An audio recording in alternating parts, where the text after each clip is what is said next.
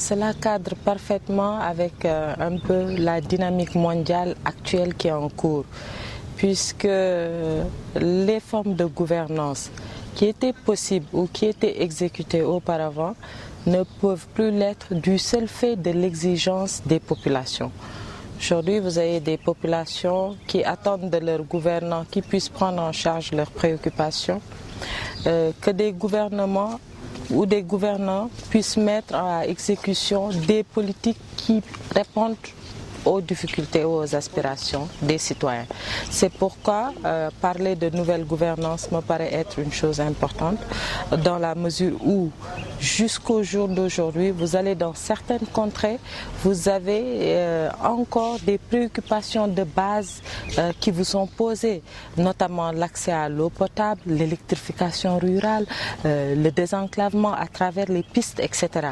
Donc c'est ce nouveau paradigme de gouvernance, de nouvelle gouvernance qui fait qu'on a des programmes tels que le PUDC, qu'on a d'autres programmes tels le PUMA qui sont là pour réduire les fractures sociales, mais vous avez également cette obligation de rendre compte à travers la déclaration de patrimoine, à travers la réforme de la justice, etc. Donc c'est un ensemble, c'est un paradigme certes, mais qui, à travers plusieurs axes, constitue un ensemble de gouvernance au service des populations.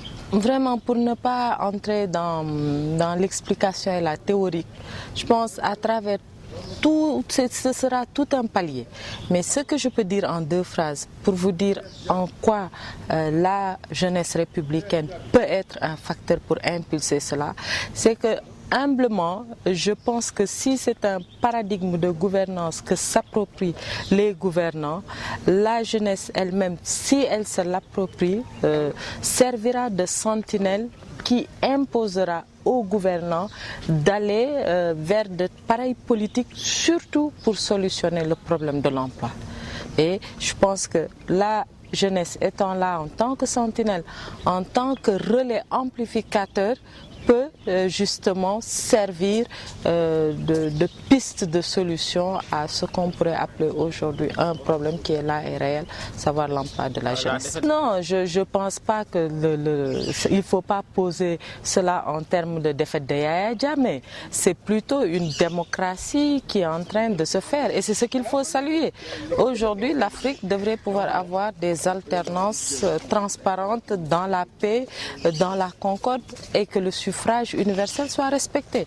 Donc pour moi, ce n'est pas une défaite de Yaya Jammeh ou une victoire de M. Adama Barrow. C'est plutôt la victoire du peuple gambien à travers l'expression de la souveraineté populaire qui a été respectée par tous. Donc peut-être que c'est une défaite à travers les urnes, mais je pense que c'est une belle victoire pour M. Yaya Jammeh aussi, qui, quoi qu'on puisse dire, aujourd'hui s'aligne sur un peu un résultat démocratique.